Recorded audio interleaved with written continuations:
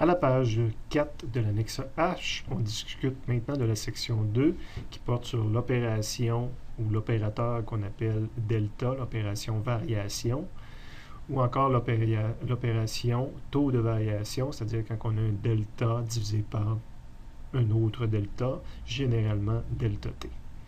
Donc l'opérateur ou l'opération variation, donc l'opérateur delta, la lettre grecque delta, représente la variation d'une grandeur physique.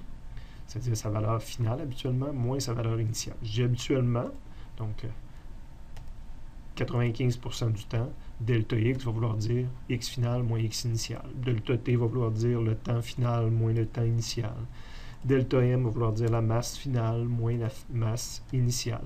Vous avez vu 3 façons de l'écrire. Personnellement, je vais, sauf exception, toujours prendre le temps d'écrire FIN, INI pour initial, FIN pour final.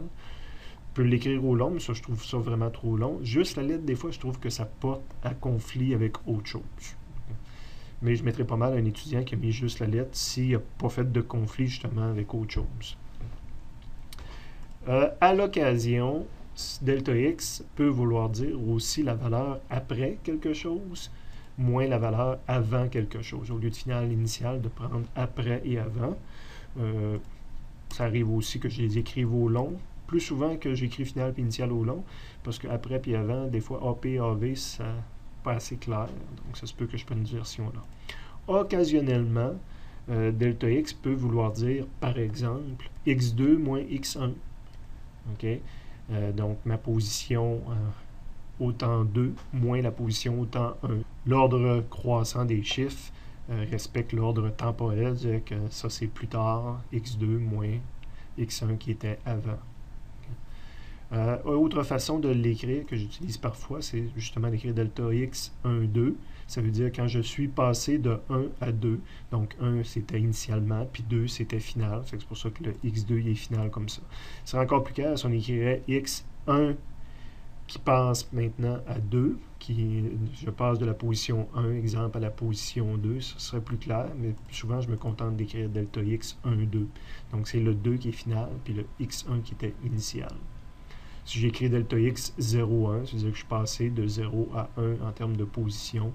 Donc ma position finale, c'est la 1, puis la position initiale, c'est la 0. Et certains livres de physique font souvent référence à delta x comme x moins x0. Ben pour les autres, ça c'est le x final, puis ça c'est le x initial. C'est la version que je préfère le moins, que je mets en parenthèse, mais étant donné qu'elle est entre autres dans le livre de Séguin qu'on utilise en référence à certains de mes cours de physique, ben je l'ai écrit. Maintenant, l'opération taux de variation, ben c'est de prendre un rapport de delta. L'opération qui consiste à calculer le taux moyen de variation. Je l'ai mis en parenthèse. 95% du temps, ben, c'est par rapport au temps, ce qui fait qu'au dénominateur, on va avoir temps final moins temps initial. On va avoir notre delta t que je mentionnais tout à l'heure. Puis au numérateur, ben, c'est la valeur finale de la grandeur physique moins la valeur initiale de la grandeur physique. J'ai pris l'exemple de delta x. Donc la grandeur physique finale moins initiale divisé par le temps final moins temps initial. Même chose ici, mais ce que je fais dans mes notes de cours, habituellement j'écris FIN, puis pour le initial, ben, c'est INI que j'utilise.